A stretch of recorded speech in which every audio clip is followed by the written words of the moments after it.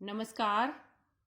कक्षा 8 के लेसन सूक्ष्म जीव में हम पढ़ रहे थे मित्रवत सूक्ष्म जीवों के बारे में। हमने सूक्ष्म जीवों के कुछ उपयोगों के बारे में जाना।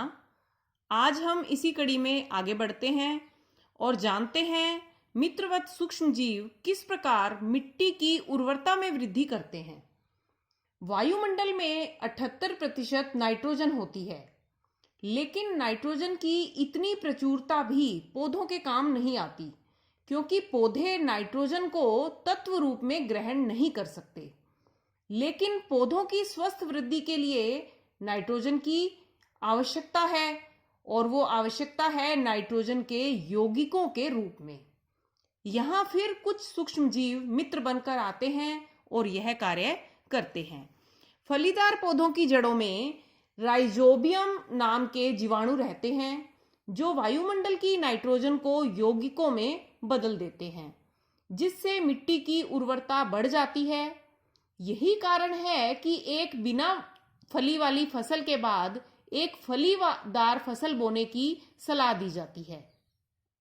चना, मटर, मूंगफली और सभी दालें फलीदार फसलों के उदाहरण हैं। जड़ों की ग्रंथियों में पाए जाने वाले जीवाणु और कुछ नीले हरे शैवाल वायुमंडल की नाइट्रोजन का स्थिरीकरण करते हैं, यानी नाइट्रोजन को यौगिकों में बदलते हैं। इन्हें सामान्यतः जैविक नाइट्रोजन स्थिरीकारक कहा जाता है। मित्रवत सूक्ष्म जीवों का हमें जो एक और लाभ है उसके बारे में जानते हैं। ये हमारे लिए पर्यावरण का शुद्धिकरण करते हैं।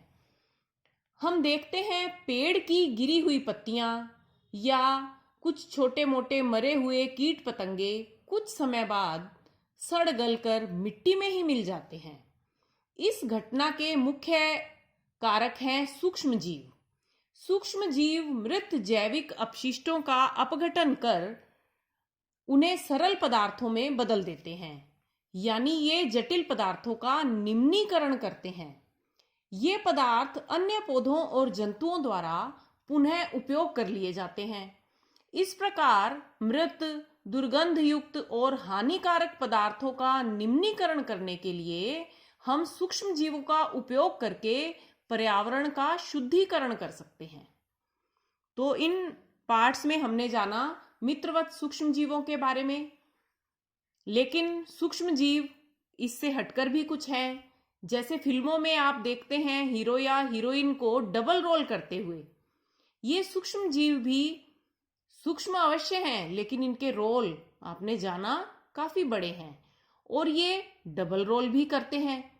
मित्रवत व्यवहार करने के साथ साथ ये कभी कभी शत्रु बनकर भी सामने आते हैं, और इसके बारे में हम आने वाले पार्ट्स में जानेंगे किस प्रकार सूक्ष्म जीव रोग फैलाते हैं और हमें नुकसान देते हैं। आज के लिए इतना ही। धन्यवाद।